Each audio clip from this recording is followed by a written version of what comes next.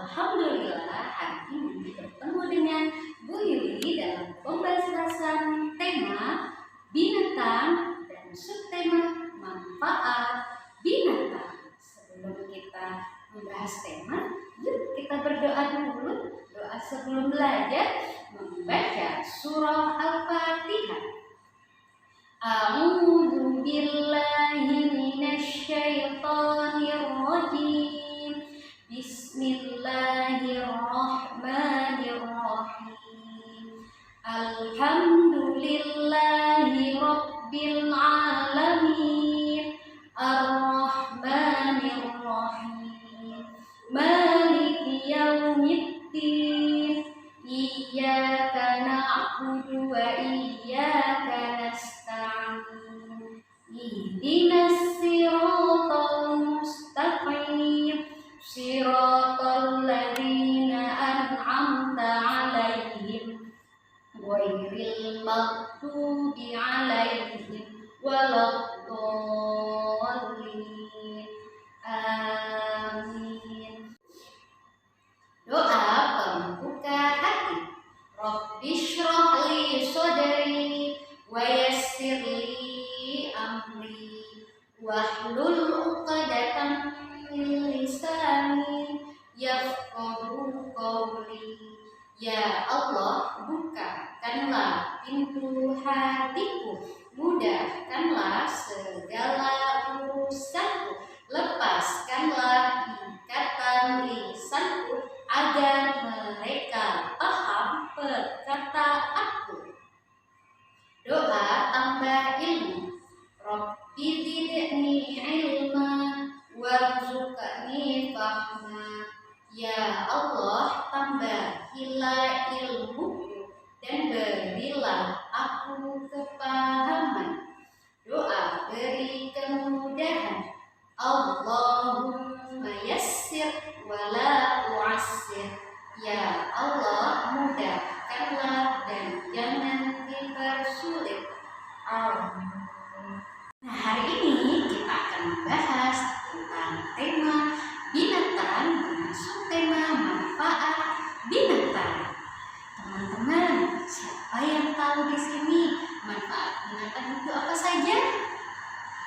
Yuk kita sebutkan satu persatu. Yang pertama, manfaat binatang ayam. Manfaat ayam adalah bisa dimakan dagingnya, kemudian bisa juga dimakan telurnya. Siapa di sini yang suka makan telur ayam? Saya. Kemudian siapa di sini yang suka makan daging ayam? Wah, sama dong, Bibi juga suka. Nah, itu salah satu manfaat binatang. Kemudian binatang apa lagi ya?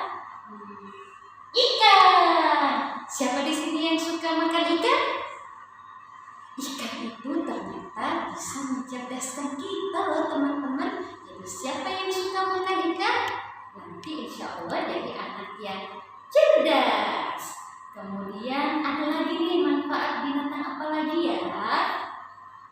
Kuda. Kuda bisa sebagai alat transportasi. Misalnya alat transportasi delman. Siapa yang pernah naik delman? Nah, itu adalah salah satu manfaat dari binatang sebagai alat transportasi. Kemudian ada lagi nih yang binatang yang 1000 manfaat. Binatang apa ya itu? Binatang sapi. Untuk lebih tahu lebih jelasnya tentang manfaat binatang sapi, yuk intip video berikut ini. Video tentang sapi. Ingin bercerita tentang sapi, si pendiam yang kaya akan manfaat. Buku ini karya Kak Melvi Dwi Deska dan Kak Komarudin yang diterbitkan oleh Zikrul Kids. Selamat menikmati adik-adik semua. Mo.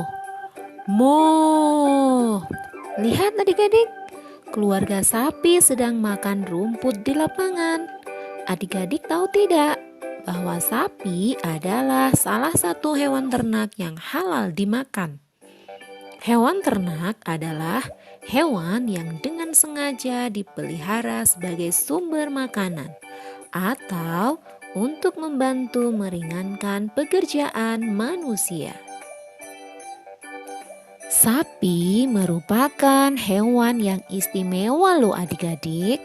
Namanya diabadikan dalam Al-Quran, yaitu surah Al-Baqarah yang artinya sapi betina. Jangan lupa klik like adik-adik dan share cerita ini. Dalam Al-Quran surat Al-Hajj ayat 34, Allah memerintahkan kepada kita untuk berkurban berupa hewan ternak. Nah, salah satunya adalah sapi. Adik-adik, hewan pendiam yang selalu nampak tenang ini dianugerahi Allah banyak kelebihan agar dapat dimanfaatkan oleh umat manusia. Di antaranya, susu dan dagingnya dapat diolah menjadi makanan dan minuman yang sangat lezat dan disukai semua orang. Alhamdulillah, mereka semua menyukainya. Di dunia ini terdapat lebih dari 250 jenis sapi ternak loh. Sapi diternakan manusia untuk diambil daging, susu, dan kulitnya. Nah, sapi-sapi ini dapat dibedakan atas dua jenis, yaitu sapi perah yang diternakan untuk diambil susunya dan sapi potong yang diternakan untuk diambil dagingnya. Itu perbedaannya adik-adik. Sapi potong biasanya berwarna kecoklatan, sedangkan sapi perah berwarna putih. Ada bagian hitam-hitamnya seperti pulau di tubuhnya. Seekor sapi perah mampu menghasilkan 36 liter susu setiap harinya atau setara dengan 100 gelas susu yang sehat dan lezat. Banyak sekali ya adik-adik. Sapi perah yang terkenal menghasilkan susu terbanyak adalah sapi jenis FH atau Friesian Holstein. Sapi FH ini terkenal dengan produksi susu yang tinggi, yaitu sebanyak 4.500 hingga 5.500 liter per laktasi masa menyusui, atau lebih dari 6.350 kg per ton dalam setiap tahun, dengan persentase lemak susu sekitar 3 hingga 7%. Hebat bukan? Susu sapi memiliki kandungan gizi yang sangat tinggi dan lengkap loh. Contohnya protein, lemak, dan vitamin dengan perbandingan yang seimbang. Oleh karena itu, susu sapi disebut sebagai bahan makanan yang sempurna. Adik-adik, selain memiliki susu yang lezat, sapi juga memiliki daging yang enak dan kaya lemak, protein, karbohidrat, serta vitamin. Daging ini berasal dari sapi-sapi potong unggulan, seperti sapi Simbrah, bukan Simbah ya adik-adik. Di Afrika Selatan, sapi ini dikenal dengan nama sapi Simbrah. Sedangkan di Brazil dinamakan Sim Brazil. Adik-adik, ternyata ada sapi potong yang asli asal Indonesia loh. Namanya sapi Bali. Sapi ini merupakan hasil domestikasi atau penjinakan dari banteng liar yang telah dilakukan sejak akhir abad 19 di Bali. Maka sapi jenis ini dinamakan dengan sapi Bali. Adik-adik, selain menghasilkan produk utama seperti daging dan susu, sapi juga memiliki produk sampingan berupa kulit, tulang, dan tanduk. Kulit digunakan sebagai bahan baku pembuatan sepatu, tas, dan kerajinan tangan. Sementara kotorannya dapat diolah menjadi kompos. Sapi mampu memenuhi 50% kebutuhan daging di dunia, 95% kebutuhan susu, dan 85% kebutuhan kulit. Subhanallah ya adik-adik, begitu besar jasa sapi dalam memenuhi kebutuhan manusia. Aku lapar.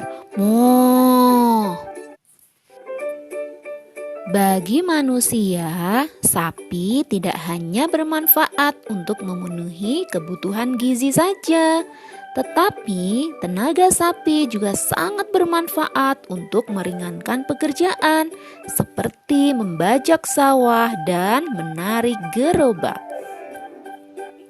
Di daerah pedalaman yang belum memiliki alat transportasi, tenaga sapi sering dimanfaatkan sebagai alat transportasi yang dipadukan dengan pedati. Bahkan di beberapa daerah, sapi diperlombakan dalam festival seperti kontes sapi atau balapan sapi dan merupakan objek wisata yang banyak diminati. Kontes sapi cantik. Di Madura, setiap tahunnya diadakan pesta balapan sapi. Balapan sapi ini dikenal dengan nama karapan sapi yang diadakan untuk merayakan hasil panen yang sangat melimpah. Para ahli memperkirakan manusia mulai beternak sapi sejak zaman Neolitik, yaitu sekitar tahun 8000 sebelum Masehi di daerah Timur Tengah. Namun, pemeliharaan sapi secara serius mulai dilakukan sekitar 400 tahun sebelum Masehi. Lama juga ya. Tuh lihat, ada orang-orang yang mau memburu sapi. Sekitar tahun 1860 dan 1895 di benua Amerika, sapi-sapi liar digembalakan oleh para koboi. Mereka menggembalakan sapi-sapi liar di padang rumput yang luas, lalu menggiring sapi-sapi tersebut ke kota untuk dijual. Namun, pada tahun 1900 padang rumput dipagari untuk dijadikan peternakan. Sapi ternak yang berkembang saat ini berasal dari keluarga Bovidae. Di Eropa, sapi dikenal dengan nama Auroch. Di India dan Asia dikenal dengan nama Bos Indicus. Sedangkan di Afrika dikenal dengan nama Zebu. Sapi yang hidup di daerah dingin atau di subtropis memiliki tubuh lebih gemuk dan lebih besar daripada sapi yang hidup di daerah panas. Kira-kira kenapa ya? Adik-adik tahu tidak? Ternyata lidah sapi lebih peka dari lidah manusia loh. Hal ini disebabkan pada lidah sapi terdapat 35.000 pucuk pengecap sehingga sapi dapat lebih merasakan makanannya. Ada yang tahu berapa banyak sapi minum setiap hari? Seekor sapi setiap hari minum air sebanyak 25 sampai 50 galon. Wow, kuat sekali perutnya. Nah, begitu banyak manfaat sapi yang bisa kita rasakan. Semoga kita semua bisa mengambil pelajaran dan selalu bersyukur kepada Allah karena telah menganugerahi kita si pendiam yang kaya manfaat ini.